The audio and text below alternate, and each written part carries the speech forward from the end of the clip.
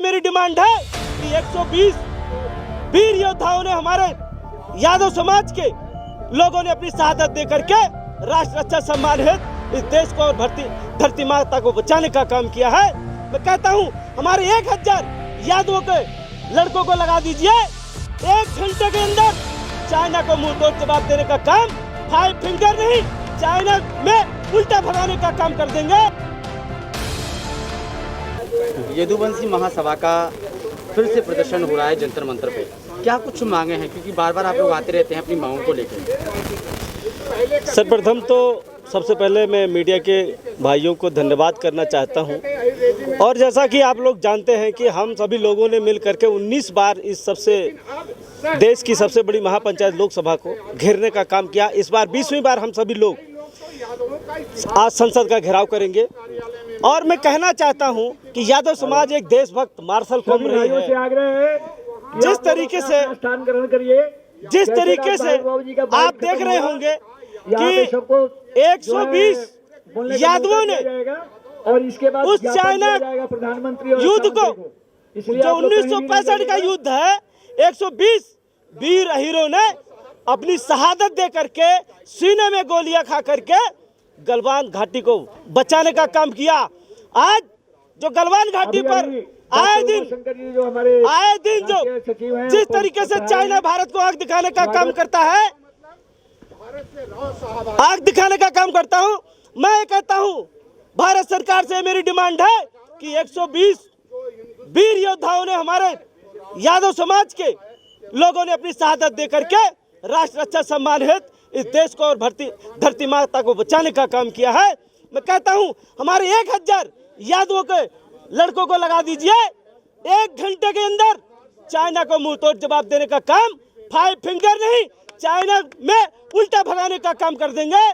जिस तरीके से पहले भी हमने किया, चाहे वो बड़गांव का युद्ध हो, चाहे 1965 का हो, चाहे 1971 का हो, इस देश की सबसे बड़ी महानतम लड़ाइयों में मैं जितनी भी लड़ाइयाँ हूँ उसमें भी यादव समाज का एक बहुत बड़ा रोल रहा है। आज किस किस को आप ज्ञापन दे रहे हैं? आज हम लोग इस जंतर मंतर से प्रधानमंत्री, रक्षा मंत्री और गृह मंत्री को ज्ञापन दे करके हमें बताना चाहेंगे कि 23 तारीख को जिस तरीके से खेल की दौड़ में लाखों की संख्या में यादव एकत्रित होकर के एक जन संदेश दिया है, और 23 सितंबर को हम सभी लोग लाखों की संख्या में दिल्ली में ट्रैक्टर लेकर के, गाड़ी लेकर के इस पूरी दिल्ली को जाम करने का काम करेंगे।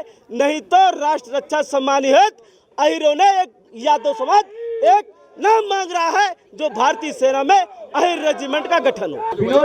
देखिए, सबसे पहले तो मैं आपके चैनल को साधुवाद देता हूं, जो बार बार आप दलित और पिछड़ों के साथ साथ यादव समाज की भारतीय सेना में अहिर रेजिमेंट की आवाज को भी सरकार तक पहुंचाने का काम कर रहे हो, आपको साधुवाद। देखिए, आज इस संसद घेराव के माध्यम से अखिल भारतीय यदुवंशी महासभा माननीय प्रधानमंत्री और रक्षा मंत्री को एक ज्ञापन देकर मांग कर रही है कि संसद के सत्र के अंदर जब हमारे सांसद आवाज उठा रहे हैं, हमारे यादव समाज के लोग रोडों पर निकले हुए हैं, तो जल्द से जल्द अहिर रेजिमेंट का गठन कर हमें सम्मान दो। हम देश की रक्षा के लिए सीमा पर जाकर चाइना और पाकिस्तान को मुंह तोड़ जवाब देंगे और हम ही देश की रक्षा करेंगे। हमारा इतिहास, आज़ादी से पहले देश को आज़ाद कराने के लिए सबसे ज़्यादा योगदान, आज़ादी के बाद चाहे वो प्रथम विश्व युद्ध हो, द्वितीय विश्व युद्ध हो, 47 का बड़गांव हो, 1962 का रजगला हो, 65 का हाजीपीर हो, 71 की कराची हो किलर के नाम से हो, 71 की लड़ाई हो, अक्षरधाम मंदिर हो, बॉम्बे ताज हमला हो, चाहे वो हमारे सर्जिकल स्ट्राइक हो, सबसे ज़्यादा शहादत और बलिदान भगवान श्री कृष्ण के बच्चों ने दी है। सबसे ज़्यादा वीर पदक हमारे पास है।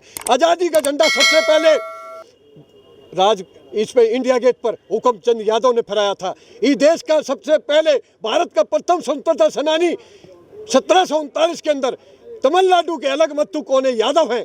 इस देश की आज़ादी में, देश की रक्षा में, देशभक्ति में सबसे ज्यादा यादव समाज का इतिहास रहा।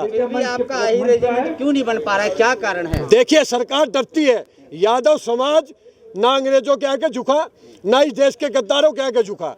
अगर अहिर रेजिमेंट का गठन हो जाता है तो सरकार ये जानती है कि अहिर समाज हाँ अच्छे जो बात सही होगी उसको मानेगा, और चाइना और पाकिस्तान अगर देश में घुसेगा उसके खिलाफ लड़ाई लड़कर उसको वापस मारने का काम करेगा, इस देश की रक्षा करेगा।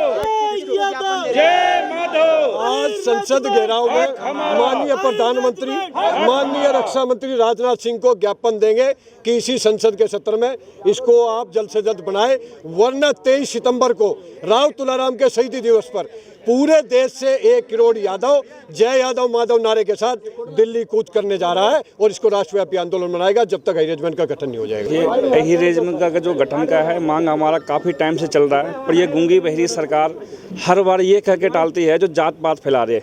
मैं इस सरकार से कहना चाहता हूँ, भाजपा सरकार से कहना चाहता हूँ, जब ये सत्ता में आए थे उस टाइम इन्होंने कहा था जो हम जात पात बिल्कुल ख़त्म कर देंगे, सबको एक सम्मान बनाएंगे। लेकिन आप देख लो, जब से ये सरकार आई है ना तो कोई जात पात खत्म हो रहा है, ना किसी की भेदभाव खत्म हो रहा है।